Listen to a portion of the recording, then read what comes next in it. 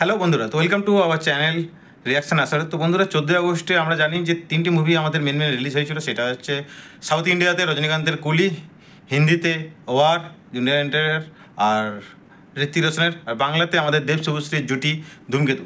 তো আমি ওয়ার মুভিটার রিভিউ আগে করে দিয়েছি, এরপরে আমি এখন আসতে চাইছি কুলি মুভিটা। তো কুলি মুভিটা আমি দেখলাম, তো আমার কেমন লেগেছে আর তার বক্স অফিস কালেকশন এখনও পর্যন্ত 3 দিনে কেমন হয়েছে, 4তম দিনে কেমন চলবে, সেটা নিয়ে আমি আজকের এই রিভিউ বক্স অফিস কালেকশন রিপোর্টটা বলবো।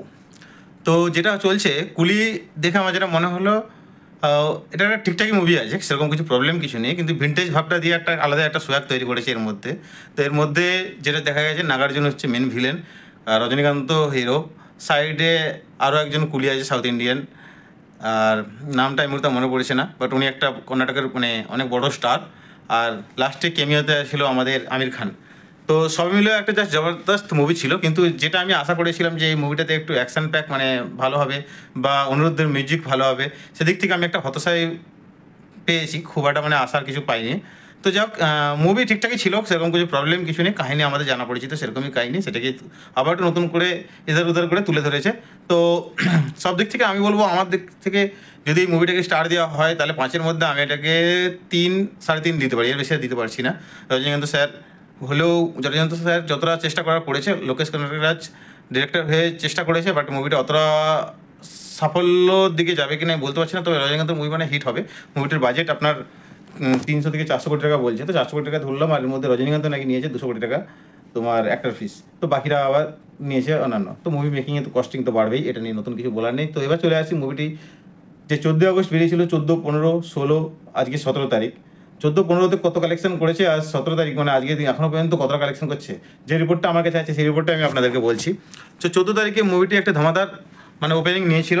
তারপরে এই মুভিটি ফার্স্ট ডেতে, থার্সডেতে মানে 65 কোটি টাকা কালেকশন করেছে টোটাল। ডে 2 ফ্রাইডেতে এটা কালেকশন করেছে 54,75,00,000 টাকা। স্যাটারডেতে মানে 3 দিনের মাথায় কালেকশন করেছে 38 কোটি টাকা, 38 কোটি টাকা, 38 কোটি 60 লক্ষ টাকা। আর যেটা হচ্ছে তোমার আজকে সানডে মানে 4তম দিন, এখনও পর্যন্ত রিপোর্ট যেটা আছে 60,59,00,000 টাকার টিকিট বিক্রি হয়ে গেছে। তো টোটালে এখনও পর্যন্ত মুভি 166,40,00,000 টাকা ইনকাম করেছে। তো 400 কোটি টাকা মুভি মোটামুটি 4 দিনে 166 কোটি যখন ইনকাম করেছে, আশা করি 1 উইকের মধ্যে তার বাজেটের হাফের কাছাকাছি বেশি তুলে নেবে।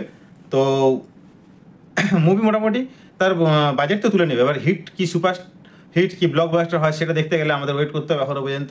তো যারা যারা একটু রজনীকান্তের ফ্যান আছেন, যেমন আমিও আছি, তো তারা সবাই চলে যান আপনাদের কাছাকাছি সিনেমা হলে, আর কুলি মুভিটি দেখে নেন। আর ভিন্টেজের একটা আলাদাই মানে সোয়াগ এসছে ফ্রেমেতে, ক্যামেরা যখন মানে প্রত্যেকটা সিনেমায় একটা ভিন্টেজ লুক দিয়েছে। আর তার থেকে বড় কথা, যখন রজনীকান্তের মানে একদম ইয়াং সিচুয়েশানটাকে দেখাচ্ছে, তো সেই টাইমে একটা দারুণ লাগছে। আর লাস্টে যারা আমির খানের এই একটা জাস্ট কেমিও যেটা বলতে পারেন বা অ্যাকশন বলতে পারেন দেখতে চান, তারা অবশ্যই কুলি মুভিটি দেখে আসুন।